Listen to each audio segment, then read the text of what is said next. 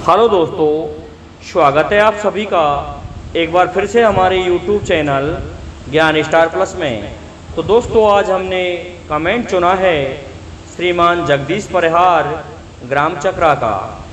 इन्होंने हमसे बहुत ही सुंदर रामायण का प्रसंग, रामायण की धार्मिक पहेली पूछी है। इन्होंने पूछा है कि जल गई बरा गई हो गई भस्म, मोड़ आए तो चलानी ना तो मेरो मरगो खसम।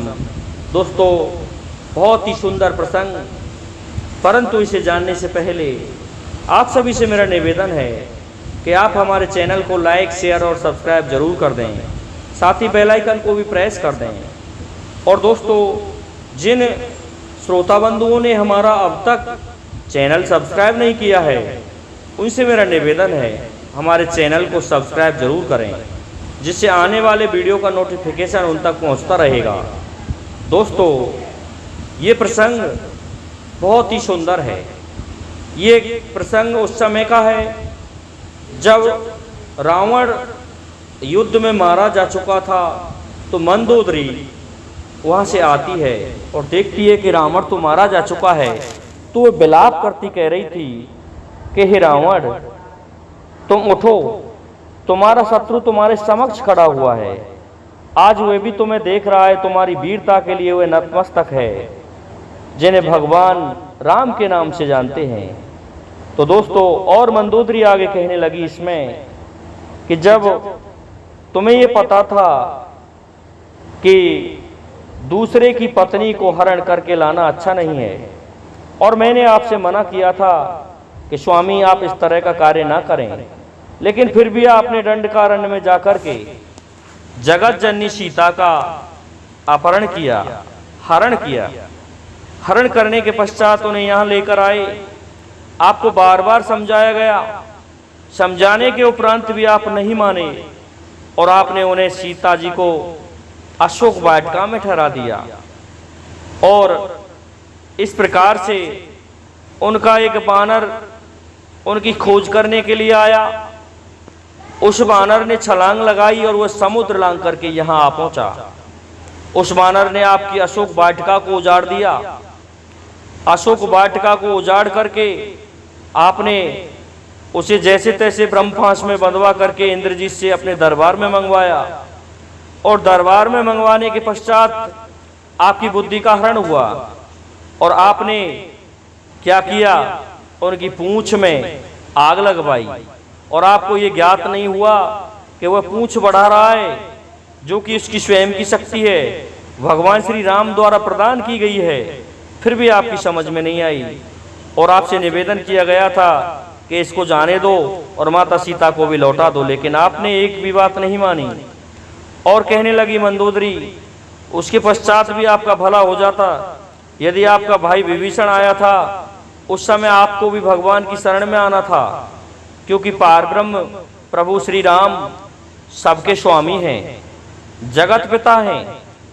वे आपको निश्चित ही बख्श देते, क्षमा कर देते, परंतु आपने वह भी नहीं माना। और उसके पश्चात हनुमान जी ने लंका जला दी आपकी, और लंका जलाने के पश्चात भी आपकी समझ में नहीं आई। फिर आपने फिर से उस लंका को देव सुल्फी मैदानव के द्वारा, दैत्य सुल्फी मैदानव के द्वारा बनवाया, और आपने बड़े बड़े योद्धाओं का संहार करवा लिया। हमारे 1.25 लाख नाती और 1 लाख पुत्र मारे गए। हमारे बहुत से राक्षस वीर सूरमा मारे गए। आज इस कुल में कोई रोने हारा भी नहीं रहा है। एक विभीषण जी बचे हैं, जो कि इस कुल के लिए भूषण हैं, कुल श्रोमणी हैं, जिन्होंने भगवान की शरण ली। आपने इन बातों को नहीं माना, और उसका परिणाम ये हुआ कि घननाद जैसे पुत्र को गंवा दिया। घननाद ऐसा पुत्र था जिसने इंद्र को भी जीत लिया था और आपकी कीर्ति को बढ़ाया, और उनका नाम इंद्रजीत रखा गया। उसके पश्चात तुम्हारा भाई कुंभकर्ण, जो कि इतना महाबली योद्धा था, जिसके चलने मात्र से पृथ्वी डोलने लगती थी, लेकिन हे स्वामी, तुमने वह भी बात नहीं मानी। और मैंने कहा था कि इस सीता को आप वापस लौटा दो। तो ये लंका तुमने कुबेर से छीनी थी और उसने ये बड़े दुखी होकर के तुमसे कहा था कि रावण, जब ये लंका मेरे पास नहीं रही तो तुम्हारे पास भी नहीं रहेगी। तो ये लंका ऐसी हुई कि ये जल गई, बरा गई, हो गई भस्म। और फिर इसमें जब मोड़ आया तो हमारा संहार हो गया, कुटुंब नाश हो गया, पूरी तरह कुटुंब समाप्त हो गया, राक्षस जाति पूरी तरह समाप्त हो चुकी है। और अंत में कहने लगी, मोड़ आए चलानी तो मेरो मरगो खसम। और अंत में मेरा खसम अर्थात रावण भी मारा जा चुका है, रावण भी मर गया। तो रावण इस बात को घायल अवस्था में, मरणासन्न अवस्था में सुन रहा था। तो इस प्रकार से दोस्तों ये उस जगह का प्रसंग है। तब मंदोदरी ने ये बात कही थी कि जल गई, बरा गई, हो गई भस्म, ना मोड़ आए चलानी तो, ना तो मेरो मरगो खसम।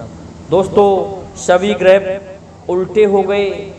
शनि देव को इन्होंने बंदी बनाया था, उस शनि देव ने ही इस लंका को खाक करवा दिया, हनुमान जी के द्वारा भस्म करवा दिया गया।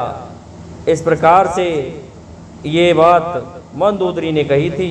तो दोस्तों मैं समझता हूँ श्रीमान जगदीश प्रहार जी आपको आपकी इस पहेली का उत्तर मिल चुका होगा। और हमारे समस्त श्रोता गण और सब्सक्राइबर बंधुओं से निवेदन है कि आप हमारे इस वीडियो को लाइक करें, शेयर करें और सब्सक्राइब करें। साथ ही बेल आइकन को भी प्रेस कर दें, जिससे कि आने वाले वीडियो का नोटिफिकेशन आपको मिलता रहे। दोस्तों आज के लिए इतना ही काफ़ी है। जय हिंद, जय भारत, जय जय श्री राधे, जय जय श्री राम।